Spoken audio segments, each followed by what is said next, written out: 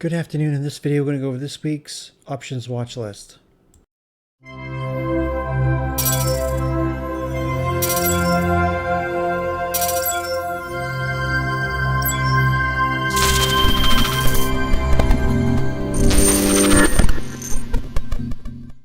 Before I get into the watch list, if you're not in the room, you can find a link in the description of the video and in my bio section of social media accounts. Also, please like the video, subscribe to the channel if you haven't done so already.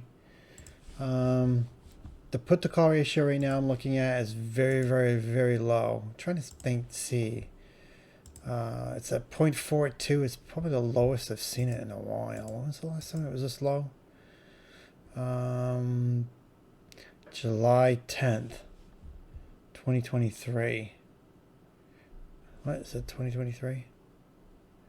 Yeah, July 10th, 2023. Right here. Yeah, I mean, we got this little bit of a pullback. So yeah, we are definitely poised to do something. But yeah, put to call ratio is very low right now, which means the trend the last couple of weeks is one red day to correct the put to call ratio, and then we go back to all-time high. That's what it's been. I'm just going to assume that's what we're going to end up having. So we're going to assume that tomorrow's going to be the red day. If tomorrow's not the red day, it's probably going to be Tuesday like it's been like last week. So before we get into that, just look at the economic calendar for the week. Monday, a couple of Fed speakers. Tuesday, Fed speaker. No news. Wednesday, no really news. Fed speakers. Thursday, unemployment claims and flash manufacturing services PMI on Thursday. And Friday, nothing.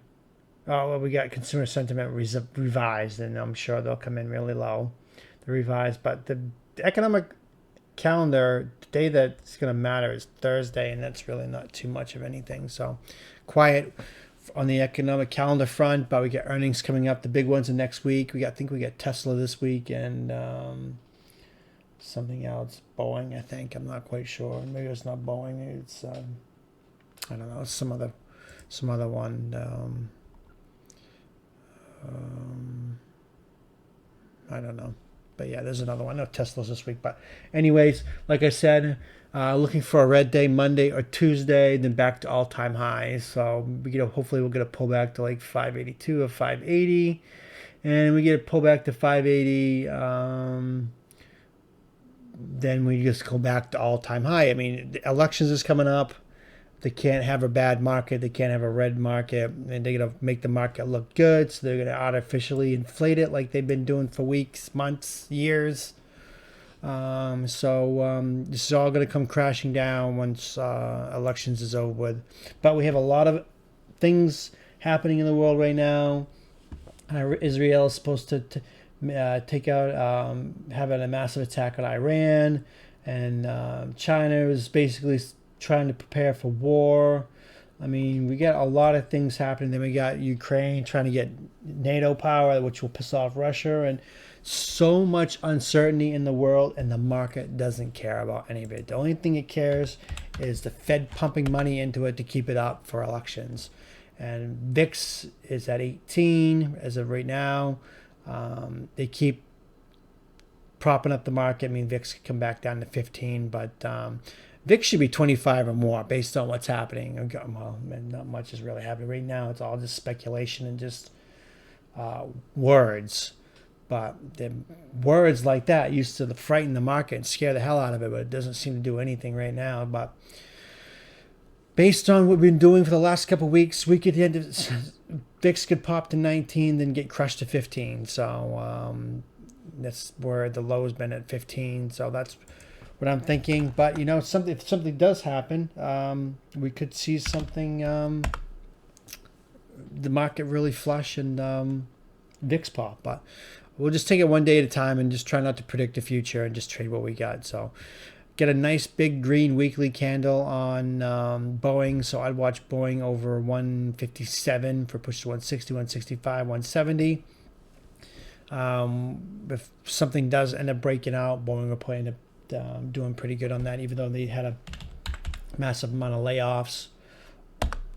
But I mean, you still need Boeing. Like I said, the big ones are going to be reporting next week, and Apple is at all-time high or near all-time high. So if it does manage to break over this, I'll say 236, it's probably going to 240, 250 on that. So it's getting a ascending wedge going on right here, flattening out at the 236 area. So that could break and bring us to 240, 250 on Apple. Keep an eye on that. Meta.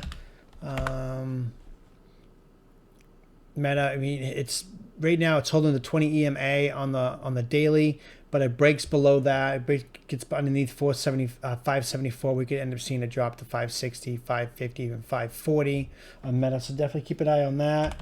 Microsoft.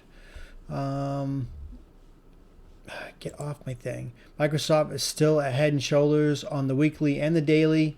On the left head, right shoulder. You can see it there, right here too. I would watch underneath 415 for push to 410, down to 400, and see what happens with Microsoft. See if it does do anything. The market is weak. Microsoft could really take a beating. NVIDIA just keeps going and going and going. It's like the Energizer Bunny. These dips have just been magical lately until they're not. Right now, they just keep going. So I would watch it over 138 or 139. It gets over 140, we're going to end up pushing to 150, 160. Because once NVIDIA breaks out, it ends up having a strong move. Plus, we have a inverted head and shoulders. You get the left, the head, and the right shoulder. Over 140 is going to end up sending it. So NVIDIA could have a strong move this week, so keep an eye on that. That's basically all I'm watching. I mean, until earnings, until the big ones post next week, we may not get much action. We may just be choppy, and the only thing that may give us volatility is if anything does happen in the Middle East or anything like that. So any other news that comes up. So that's going to do it for the watch list, and thanks for watching.